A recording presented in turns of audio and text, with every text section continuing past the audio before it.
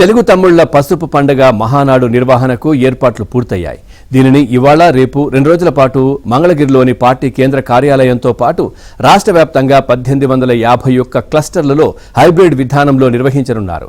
కూటమి ప్రభుత్వం ఏర్పడి 2 ఏళ్లు పూర్తవుతున్న సందర్భంగా ఈ మహానాడు వేదికగా వచ్చే ఎన్నికలకు రోడ్ మ్యాప్ సిద్ధం చేసుకోవడంపై టీడీపీ నాయకత్వం దృష్టి పెట్టనుంది. దీంతో పాటు స్థానిక సంస్థల శ్రేణులను సమాయత్తం చేసేందుకు ఈ కార్యక్రమాన్ని వినియోగించుకోనున్నారు. మంత్రి లోకేష్ పార్టీ వర్కింగ్ ప్రెసిడెంట్గా బాధ్యతలు తీసుకున్న తర్వాత జరుగుతున్న తొలి మహానాడు ఇదే. ఈ నేపథ్యంలో ఆయన ప్రసంగంపై సర్వత్రా ఆసక్తి నెలకొంది.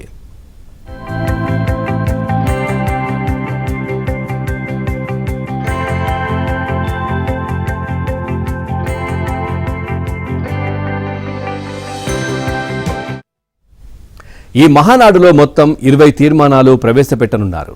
ఏపీ నుంచి 10, తెలంగాణ నుంచి 4, ఉమ్మడివి 4, అండమాన్ నుంచి 1 కీలకమైన రాజకీయ తీర్మానం ఉంటాయి. ఈ ఏడాది మహానాడును స్త్రీ శక్తి థీమ్తో నిర్వహించనున్న నేపథ్యంలో ప్రసంగాలన్నీ మహిళా శక్తి కేంద్రీకృతంగా ఉండే అవకాశాలు ఉన్నాయి.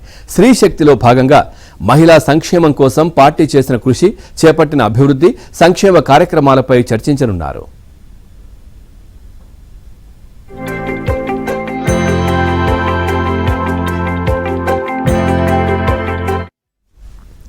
ఈసారి మహానాడును గతంలో ఎన్నడూ నిర్వహించని రీతిలో హైబ్రిడ్ విధానంలో నిర్వహిస్తున్నారు. ఇటు భౌతికంగా అటు వర్చువల్గా ఈ కార్యక్రమం జరగనుంది.